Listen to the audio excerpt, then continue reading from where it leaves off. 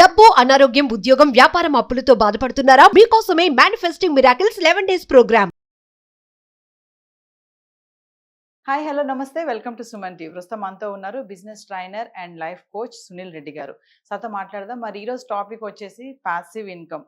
చాలా మందికి తెలుసు కదా ప్యాసివ్ ఇన్కమ్ అంటే ఏంటి. మరి మనకి ఏ పని చేయకుండా వచ్చే పైసలు, అంతే కదా. అలా అని చెప్పి ఏ పని చేయకుండా డబ్బులు వచ్చేస్తే ప్యాసివ్ ఇన్కమ్ అనుకుంటున్నారు. అలా అని ఫిక్స్ అయిపోకండి. మనం కష్టపడకుండా డబ్బులు రావడం అనేది కాదు.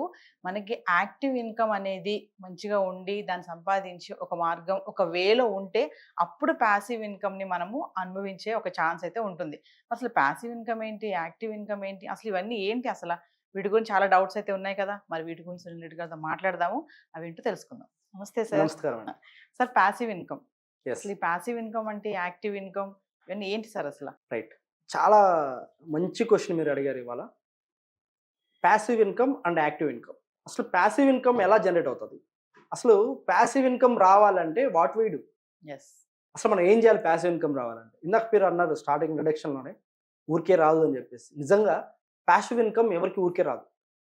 ప్యాసివ్ ఇన్కమ్ ఎవరికి వస్తుంది అంటే జాబ్ చేసే వాళ్ళకి ప్యాసివ్ ఇన్కమ్ ఎప్పటికీ రాదు. వాళ్ళు ప్యాసివ్ ఇన్కమ్ గురించి మర్చిపోవాల్సిందే. సార్ అంటే మా పరిస్థితి ఏంటి సార్ అని అడగచ్చు. ఖచ్చితంగా ఎగ్జాక్ట్లీ. ప్యాసివ్ ఇన్కమ్ రావాలి అంటే జాబ్ చేసే పర్సన్ సెకండ్ ఇన్కమ్ సోర్సెస్ని క్రియేట్ చేయాలి. ఎస్ అది ఎలానో మనం చెప్దాం.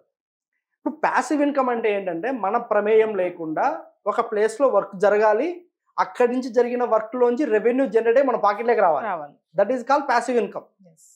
సో దీనికి ఎగ్జాంపుల్స్ కొన్ని మాట్లాడుకుందాం. ఇప్పుడు మన పేరెంట్స్ గురించి తీసుకుందాం. ఇప్పుడు పేరెంట్స్ ఎందుకు వచ్చారు సార్ మధ్యలో అంటే వాళ్ళే ఇంపార్టెంట్ ఇక్కడ. ఎందుకంటే ఇప్పుడు మా నాన్నగారు, మా మదరు, మా తాతయ్యో, మా నాన్నమ్మ అనుకుందాం. వాళ్ళు ఎప్పట్లో వాళ్ళప్పుడే ఏదైనా ఒక 4-5 బిల్డింగ్స్ కట్టేసి వదిలేశారు అనుకుందాం. 4-5 బిల్డింగ్స్ కట్టేసి వదిలేశారు, అవి నాకు వచ్చేసాయి. ఒక 5 ఫ్లాట్స్ నాకు వచ్చాయి అనుకుందాం. ఇప్పుడు నేను ఆల్రెడీ నేను జాబే చేస్తున్నా, ఒక 1 lakh శాలరీ నాకు వస్తుంది. కానీ నాకు ప్యాసివ్ ఇన్కమ్ ఎట్ల నుంచి వస్తుందంటే ఇప్పుడు మా నాన్నమ్మ ఎప్పుడో కట్టించినటువంటి ఒక 5 ఫ్లాట్స్ నుంచి అక్కడి నుంచి ఎవ్రీ మంత్ రెంటల్ వస్తుంది చూడండి. అది నాకు ఒక ప్యాసివ్ ఇన్కమ్ లాగా ఒక్కొక్క ఫ్లాట్ నుంచి 20,000 అంటే 1 lakh ప్యాసివ్ ఇన్కమ్ అది నా అకౌంట్లోకి వస్తాం. అర్థమైందండి. That is called passive income. అంటే మీ నాన్నమ్మ కట్టించి వచ్చింది కూడా అంటే ఏంటంటే మనం ప్రమేయం లేకుండా వస్తున్న ఆటోమేటిక్ రెవెన్యూ కదా, దాన్ని కూడా మనం ప్యాసివ్ ఇన్కమ్ తీసుకోవచ్చు. ఇంకొకటి ఉంటుంది ప్యాసివ్ ఇన్కమ్లో డిఫరెన్స్ ఆఫ్ ప్యాసివ్ ఇన్కమ్స్ ఎక్కువ ఉంటాయి. ఇప్పుడు అలాగే చాలామంది నెట్వర్క్ మార్కెటింగ్ గురించి మాట్లాడుతూ ఉంటారు. నెట్వర్క్ మార్కెటింగ్ వాళ్ళు ఈ వీడియో చూస్తున్నట్లయితే 100% ఇది మీరు చేస్తున్న నెట్వర్క్ మార్కెటింగా లేకపోతే సేల్ సిస్టమ్ మీరు తెలుసుకోండి.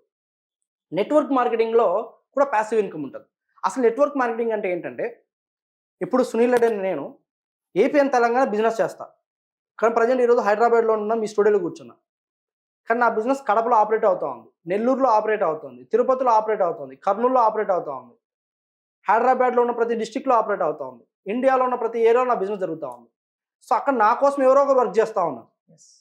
ఇప్పుడు అక్కడ జరిగే రెవెన్యూలో బిజినెస్లో నుంచి వచ్చే రెవెన్యూనే ప్యాసివ్ ఇన్కమ్ అంటారండి. అంటే ఈ ప్యాసివ్ ఇన్కమ్ని నేను క్రియేట్ చేసుకున్నా.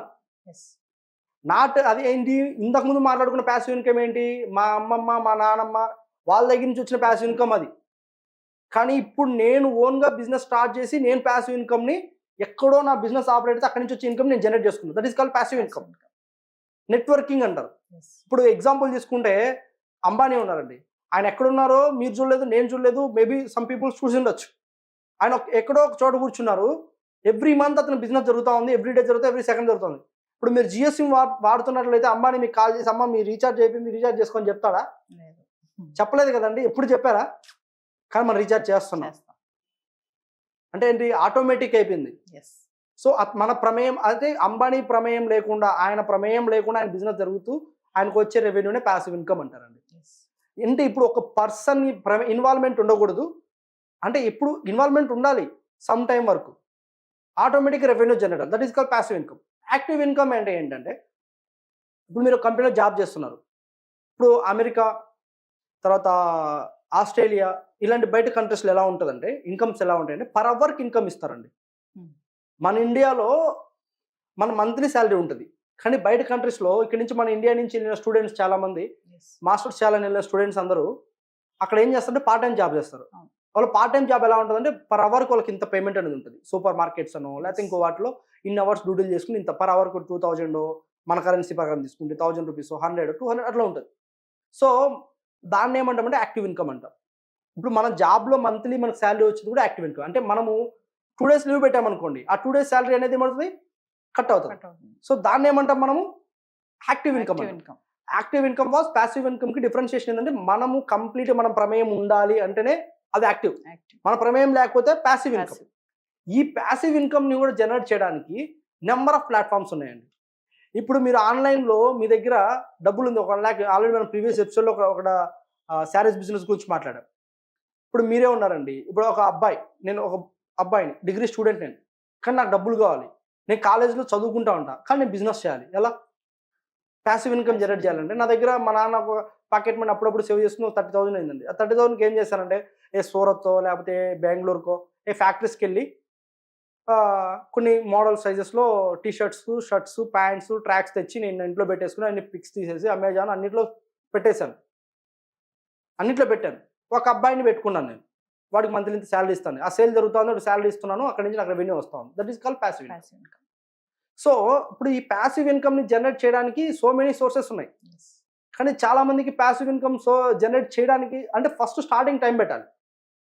యాక్టివ్ ఇన్కమ్లోంచి నువ్వు ప్యాసివ్ ఇన్కమ్కి వెళ్తావు, కానీ డైరెక్ట్ ప్యాసివ్ ఇన్కమ్ అనేదికి వెళ్ళలేవు ఎప్పుడు.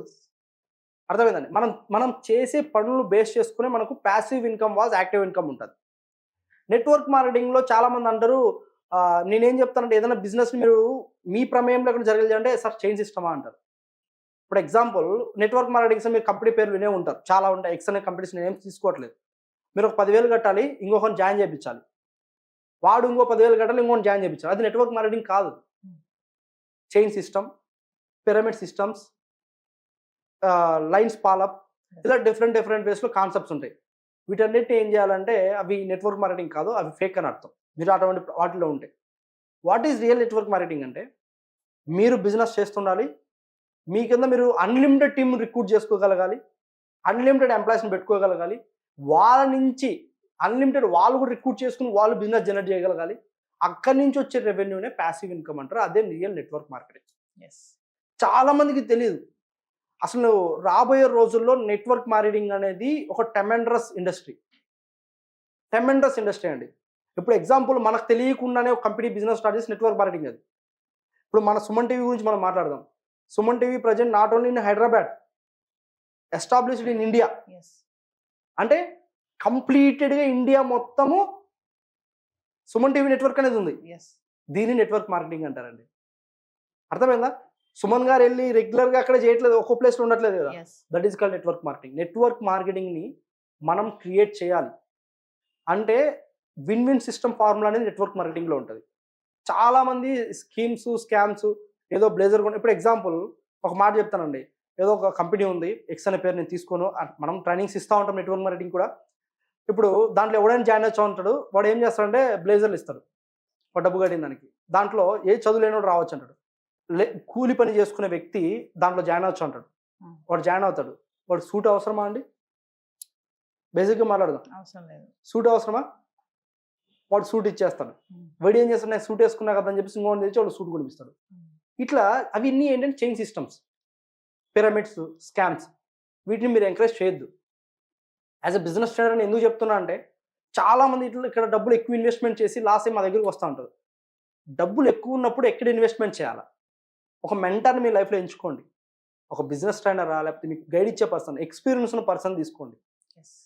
అన్ఎక్స్పీరియన్స్ పర్సన్ తీసుకున్నామంటే మీ లైఫ్లో మీరు ఎంత ముందుకు వెళ్ళాలని ప్రయత్నం చేసినా కూడా అక్కడ మీరు ఫెయిల్ అవుతారు. ఫైనల్గా క్వశ్చన్ చెప్పండి సునీల్ గారు. ఇప్పుడు బిజినెస్ చేయాలి అనుకునే మనిషికి, ఆ వ్యక్తికి ఉండాల్సిన క్వాలిటీస్ ఏంటంటారు అసలు? అంటే ఆయన మైండ్ సెట్ ఎలా ఉండాలంటారు? మీరు చాలా మంది ట్రైనింగ్ ఎగ్జాక్ట్లీ. బిజినెస్ ఓనర్కి ఉండాల్సిన ఫస్ట్ మైండ్ సెట్ లర్నింగ్ ఉండాలండి.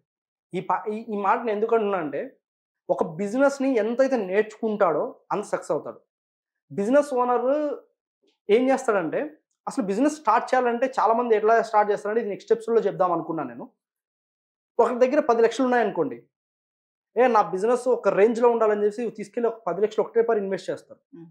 అప్పుడు ఏమవుతుందంటే 100% ఫెయిల్ అవుతారు. ఎందుకంటే R&Dకి ప్రాబ్లం అవుతుంది, మెయింటెనెన్స్ ప్రాబ్లం అవుతుంది, రీసెర్చ్ అన్నిటికీ ప్రాబ్లం అవుతుంది. దీని గురించి క్లియర్ నెక్స్ట్ స్టెప్స్లో నేను చెప్తా.